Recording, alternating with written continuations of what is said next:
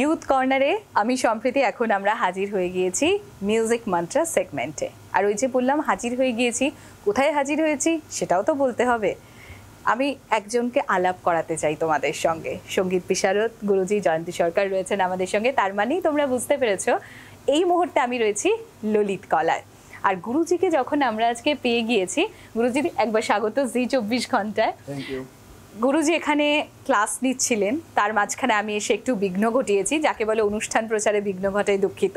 আমি আগে দুঃখিতও বলে দিয়েছি গুরুজিকে, কিন্তু গুরুজি আজকে যে কারণে আপনার এখানে আমি চলে এসেছি সেটা হচ্ছে এই যে দূর দূরান্ত থেকে বাচ্চারা আসে আপনার এখানে, পুরুলিয়া কোচবিহার থেকে এখানে এসেই আপনার ছত্রছায়ায় আপনি ভবিষ্যৎ তৈরি করেন, সে বিষয়ে যারা এই মুহূর্তে আমাদের দর্শকরা দেখছে তাদের জন্য যদি একটু কিছু বলেন। ললিত কলা সম্বন্ধে বলতে গেলে বলতে হয় প্রতিষ্ঠানটা আমার তৈরি করা নয়, এটা আমার বাবা আমার দাদুরা মিলে তৈরি করেছিলেন। উত্তর কলকাতায় ছিল। আগামী 2026-এ এটা 75 বছর পূর্ণ হবে। মানে এটার জন্ম আমার জন্মেরও 4 বছর আগে। তো এটা প্রথমে ছিল উত্তর কলকাতায়, তারপরে উত্তর কলকাতা থেকে আমি যখন দক্ষিণ কলকাতায় দূরদর্শনের চাকরির সূত্রে চলে আসি, তখন এটা এখানে শিফট করতে বাধ্য হই। তো এই ইনস্টিটিউশনের সঙ্গে যারা যুক্ত ছিলেন আগে, তার মধ্যে তখনকার দিনের বিখ্যাত সঙ্গীত পরিচালক দুর্গা সেন। দুর্গা সেন হচ্ছেন আমার মায়ের মামা, মানে সম্পর্কে আমার দাদু হচ্ছেন।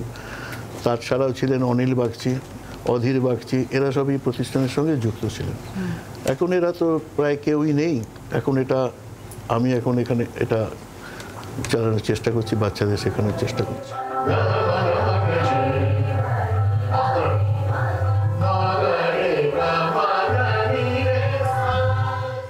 আর গুরুজি আমরা এখানে এসে দেখেছি এখানে অনেক ছোট ছোট, মানে 2.5-3 বছর থেকেও বাচ্চারা এখানে আসে এই গানে শেখার। গান তো এমন এক বিষয় যেটা মানুষের মনের একসঙ্গে বিষাদ কষ্ট সব কিছুই দূর করে দেয়। এমনকি আমরা যখন খুব আনন্দে থাকি তখন এই গানটাই প্রথমে আমরা যদি মানে আমার মতো যে একেবারে গানের গটাও জানে না, সেও গুনগুন করে মানে বাথরুম সিঙ্গার আমরা হয়ে যাই।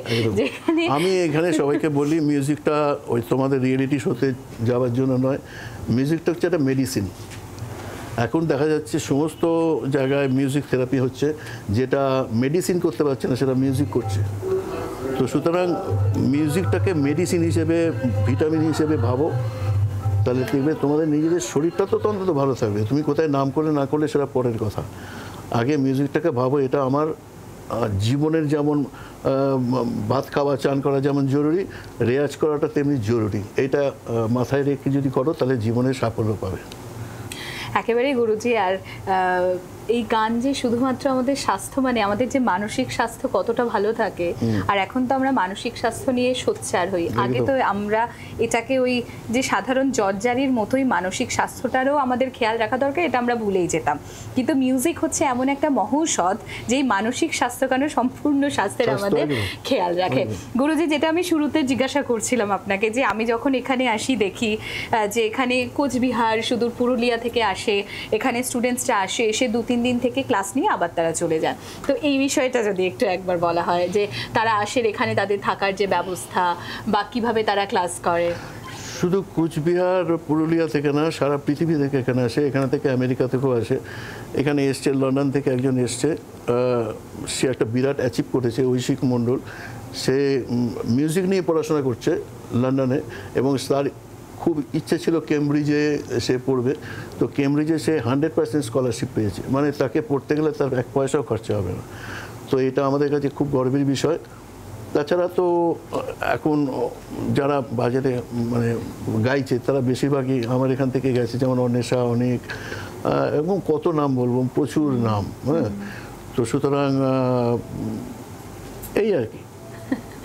তো দেখতেই পাচ্ছ, যেরকম আমরা কথাই বলি না যে মিউজিকের ভাষা কোনো কলোকিয়াল ল্যাঙ্গুয়েজ কিংবা আমাদের মৌখিক ভাষার ধার ধারে না। মিউজিক এমন একটা ভাষা যে বিশ্বের সারা প্রান্তের মানুষকে অন্য প্রান্তের মানুষের সঙ্গে নির্দ্বিধায় জুড়ে দিতে পারে। এমনকি যে সমস্ত সারমেয় রয়েছে বা যারা কথা বলতে পারে না, তাদেরও মনের ভাষা কিন্তু মিউজিকের সঙ্গে খুব সুন্দর করে কানেক্ট করা যায়। কি বলছেন?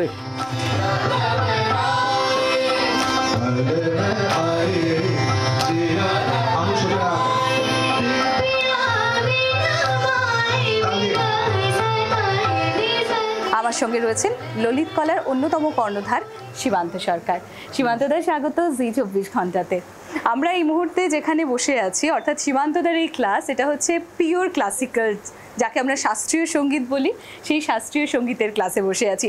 আচ্ছা সীমান্তদা, তুমি যখন শেখাচ্ছিলে বাচ্চাদেরকে, আমরা দেখছিলাম কারোর চোখ আমি খোলা দেখিনি, মানে আমরা যেরকম খুব ভালো গান শুনলে যে আমরা একটা বিভোর হয়ে যাই, এক্স্যাক্ট ওয়ার্ডটা হচ্ছে বিভোর হয়ে যায়, ঠিক সেরকমই দেখছিলাম ওরা যখন প্র্যাকটিস করছে ওরা ওই বিষয়টাকে পুরো ফিল করছে, ভালোবাসে, সবাই ভালোবাসে। এখানে যারা গান করে, আমরা গান ক্লাসিক্যাল মিউজিকটাকে না গান হিসেবে ধরি, মানে একটা ভাবনা ধারণা হয়ে গেছে ক্লাসিক্যাল মিউজিক বাবা খুব বড়সড় ব্যাপার, করে করে। তো যখনই আমাদের মাথার ওপর দিয়ে যাবে না জিনিসটা, তখন এই লোকেদের কাছে ওটা পৌঁছবে কম। তো এটা আমরা যখন গান হিসেবে ধরি না জিনিসটা, ধরো ইমন রাগে অনেক গান সবাই জানে, জব দীপ জ্বলে আনা, হ্যাঁ, নাম গুম জায়গা, কিন্তু রাগ ইমন কতজন জানে, তাই না?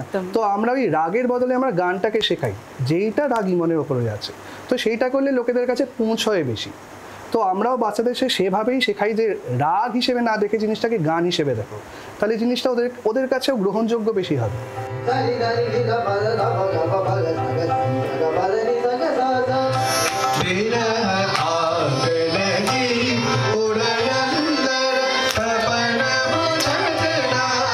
মানে আগে আমি যদি একদম আমাদের সহজ ভাষায় বলি, আমাদের যে ইউথ তাদের জন্য বলি, যে তুমি শিকড়টা আগে দেখিয়ে দাও না, তুমি আগে ফুল পাতা ফল, মানে ভীষণ রংচঙে কালারফুল জিনিসগুলো দেখাও, তারপর আস্তে আস্তে সেখান থেকে ডিপ রুটে পৌঁছে যাও। দেখলেই ভয় পেয়ে যাবে, না হলে প্রথমে যদি আমি রাগের ইমানে করলে ওরা ভয় পেয়ে যাবে। তো প্রথমে আমাকে ওদের হালকাভাবে আমাদের বোঝাতে হবে যে এই গানগুলো রয়েছে, দেখো এগুলো পছন্দ হচ্ছে কিনা, পছন্দ হলে তারপর আমরা এগোবো, তাই না? তো এখানে আর কি ক্লাস হয় সীমান্তদা, এটা জাস্ট আমি জানি আমাদের দর্শকদের জন্য। এখানে গানেরও বিভিন্ন রকমের, বলবো না শাস্ত্রীয় সঙ্গীতের বাইরে কিছু শেখানো হয়, কিন্তু একজন যারা 2.5 বছর 3 বছর, তাদের তো এসে আর শাস্ত্রীয় সঙ্গীত ভালো লাগবে না, ক্লাসিক্যাল মিউজিক ভালো লাগবে না, তাদের একটুখানি বাচ্চাদের গান, ছড়ার গান, একটু সেই অনুযায়ী, মানে বলে না 4খানা ফুচকা খেলে 1খানা ফুচকা ফাউ, তো এই 4খানা গান করলে 1খানা হয়তো পাল্টা শেখানো হলো, একটু সারেগামা পাতুনসা শেখানো হলো, যাতে ওইটা হয়ে যায়, গানও হয়ে যায়। হ্যাঁ, এবার আস্তে আস্তে যখন ভালোবাসাটা তৈরি হবে, তখন আস্তে আস্তে ক্লাসিক্যাল মিউজিক শেখানো হয়। ওকে, যারা এখানে আসতে চাও তারা তো যোগাযোগ করতেই পারো ললিত কলায়। আর সীমান্তদা আমাদের সঙ্গে ছিলেন। সীমান্তদা, তোমার কাছ থেকে বিদায় নেওয়ার আগে একটু দুকলি কিছু শুনবো তোমার কাছ থেকে একদম। রাতে খেয়া পারা, এটা আমার বাবারই সুর করা কথা।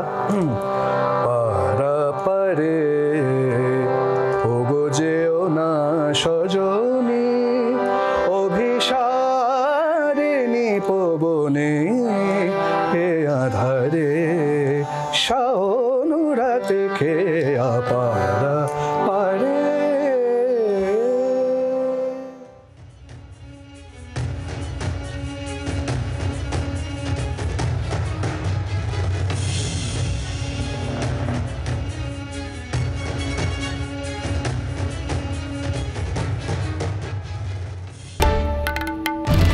বাংলার আওয়াজ, বাঙালির আবেগ, জি24 ঘন্টা।